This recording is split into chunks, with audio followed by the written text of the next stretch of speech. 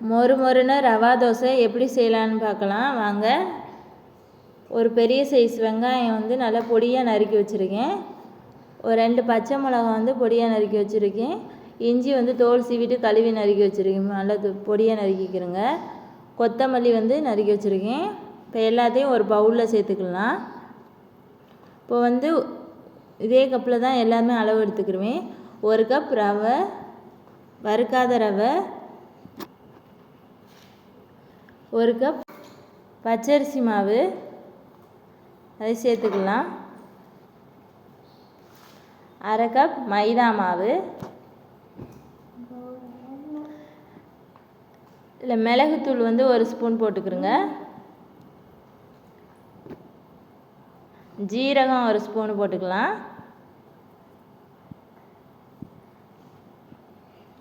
உப்பு தேவையான அளவு போட்டுக்கிறோங்க.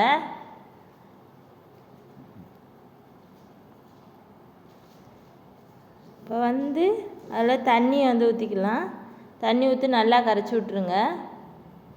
கட்டி இல்லாமல் நல்லா கரைக்கணும். பாருங்க, நல்லா கரைச்சாச்சு. ஒரு கட்டி இருக்கக்கூடாது. நல்லா தண்ணி ஊற்றி நல்லா கரைச்சிக்கிறோங்க. ரவா தோசைக்கு வந்து தண்ணியாக தான் இருக்கணும், கெட்டியாக இருக்கக்கூடாது. பாருங்கள், இந்த அளவுக்கு தண்ணி ஊற்றினா போதும். இப்போ வந்து மூடி போட்டு மூடி வச்சிடலாம். ஒரு 1/4 மணி நேரம் நல்லா ஊறட்டும். இப்போ 1/4 மணி நேரம் ஆயிடுச்சு. அதுக்கப்புறம் அதை ஓப்பன் பண்ணி பார்க்கலாம். பாருங்கள், தண்ணி மேலே வந்திருக்கு. ரவையெல்லாம் நல்லா ஊறி மேலே கீழே அடியில் போயிடுச்சு. இப்போ வந்து நம்ம இட்லி மாவு மாதிரி வச்சுருக்கக்கூடாது மாவை. நல்லா நிறைய கொஞ்சம் தண்ணி அதிகமாகவே ஊற்றிக்கலாம். தண்ணியாக தான் இருக்கணும் ரவா தோசை.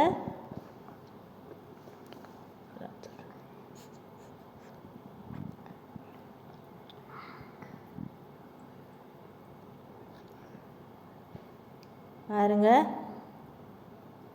இந்த அளவு வந்தால் போதும். இப்போ வாங்க ரவா தோசை ஊற்றலாம். உப்பு பத்தலைன்னா நீங்கள் உப்பு சேர்த்துக்கிறங்க. ஒரு தோசைக்கல் எடுத்து நல்லா சூடுபடுத்திக்கலாம். அதில் காட்டன் துணி வச்சு நல்லா சுத்தமாக துடைச்சிக்கலாம். அதில் கொஞ்சமாக ஆயில் அப்ளை பண்ணிடுங்க. அதிலே நல்லா வந்து தோசைக்கல் வந்து நல்லா சூடாகணும். சூடானதுக்கப்புறம் தான் ரவா தோசை ஊற்றணும். நம்ம வந்து தோசை ஊற்றுற மாதிரி ஊற்றக்கூடாது. ரவா தோசை இந்த இது மாதிரி தான் மேலே தூக்கி தான் ஊற்றணும். பாருங்கள்,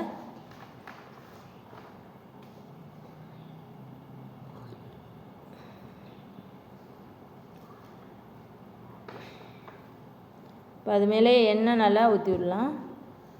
ஒரு ஸ்பூன் வச்சு நல்லா தெளிச்சுடுங்க. எல்லா சைடும் எண்ணெய் படுற மாதிரி. அடுப்பை வந்து சிம்மில் வச்சு வேக விடுங்க.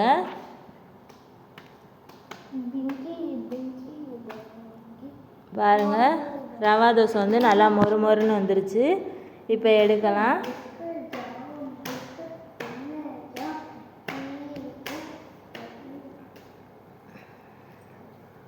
பாருங்க, ரவா தோசை ரெடி ஆயிடுச்சு.